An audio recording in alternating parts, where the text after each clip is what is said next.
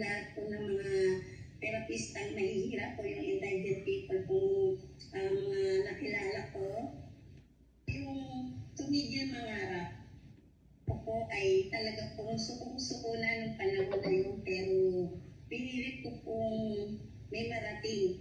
Hindi po ako umiiyak, puro po trabaho. Kahit ano po ang sabihin sa akin ng aking kapwa, hindi ko po pinakikinggan. Ginawa ko po silang inspirasyon at akin po minahal. Kaya ito po ako ngayon sa inyong harapan. Ano masasabi mo sa GU Massage Services and corresponding GU of Pan Pilipinos sa akin? Ano masasabi sa akin? Bilang isa pong instructor, mentor at advisor, ay malaking pasasalamat po ang ipinagkakaloob ko po sa inyo, Sir Gio, dahil kung hindi po sa inyo, ay hindi ko po makikilala ang mga elite people ng Amerika, kagaya na po nila Sir Loloy at Pinoy Noy Prias, ang founder at ang chairman po ng Chamber of Commerce. Si Sir Bong Sausa, Ryan Tejeros, yan. Banggitin mo rin.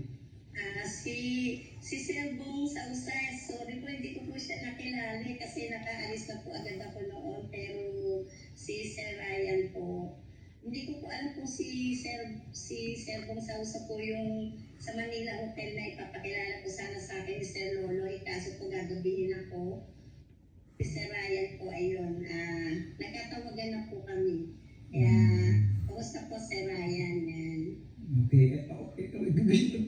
Gusto mo i-shoutout sa international, mga pinsan mo, relatives mo, naka-live tayo, One Philippine News, this live.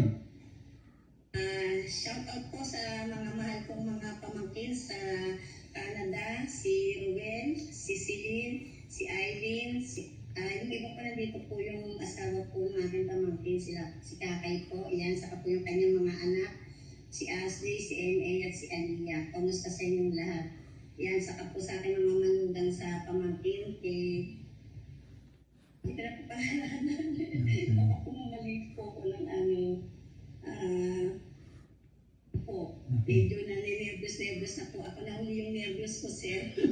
Okay lang yan. At least na-expose ko na. Okay, yun lang. Wala akong masasabi. Any information? Comments o Siguro nga po, ito na po yung tamang pagkakataon na narating ko na po yung dapat ko marating. Wala na po akong hinahangat o mahihiling pa dahil napagdaanan ko na pong lahat. Pasasalamat na lang